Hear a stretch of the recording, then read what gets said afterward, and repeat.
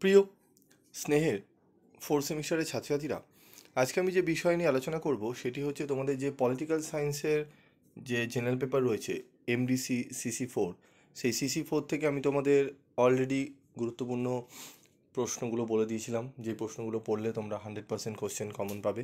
তো আজকে আমি আলোচনা করব তোমাদের যে 5 নম্বরের প্রশ্নগুলো আমি দিয়েছিলাম, সেই 5 নম্বরের প্রশ্নগুলো থেকে তোমরা অনেকেই রিকোয়েস্ট করেছিলে যে স্যার আমাদের উত্তরগুলো যদি একটু আলোচনা করে দেন তাহলে খুবই উপকৃত হই। তো চলো আজকে আমরা আলোচনা করব আমাদের উত্তরগুলো নিয়ে।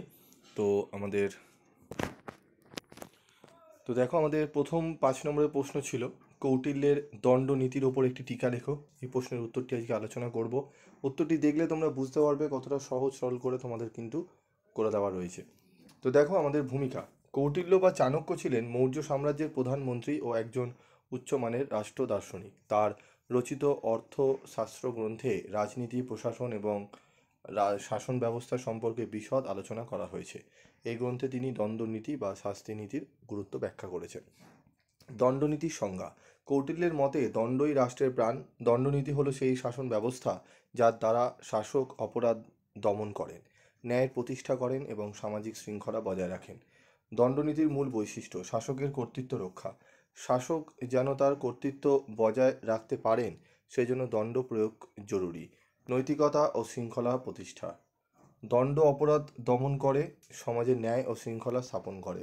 অপরাধ প্রতিরোধ। অপরাধীকে শাস্তি দিলে তা অন্যদের জন্য সতর্কবার্তা হয়। প্রশাসনের কার্যকারিতা। আইন শৃঙ্খলা বজায় থাকলে প্রশাসনের কার্যকারিতা বৃদ্ধি পায়। শাস্তির মাধ্যমে নিরীহ নাগরিকদের সুরক্ষা নিশ্চিত হয়। মন্তব্য: কৌটিল্যের মতে দণ্ডনীতি কেবল শাস্তির নিয়ম নয়, এটি একটি সুব্যবস্থাপিত প্রশাসনিক দর্শন। রাষ্ট্র পরিচালনায় ন্যায়, শৃঙ্খলা ও নিরাপত্তা বজায় রাখতে এর গুরুত্ব অপরিসীম। আধুনিক রাষ্ট্র ব্যবস্থায় দণ্ডনীতির তাৎপর্য অনস্বীকার্য। এরপর রয়েছে দেখো, কৌটিল্যের কূটনীতির ওপর একটি টিকা লেখো। ভূমিকা। কৌটিল্য বা চাণক্য ছিলেন মৌর্য সম্রাট চন্দ্রগুপ্তের প্রধান উপদেষ্টা ও অর্থশাস্ত্রের রচয়িতা। তিনি ছিলেন বাস্তববাদী রাজনৈতিক চিন্তাবিদ, যিনি রাষ্ট্র চালনার ক্ষেত্রে কূটনীতিকে একটি অপরিহার্য অস্ত্র বলে মনে করতেন। কূটনীতির সংজ্ঞা।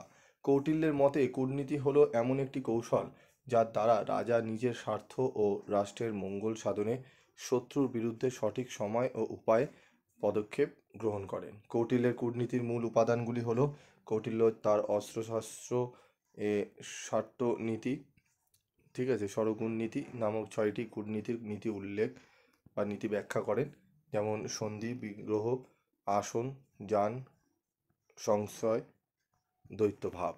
ব্যবহারিক দিক। কৌটিল্যের কূটনীতি সম্পূর্ণরূপে বাস্তববাদী।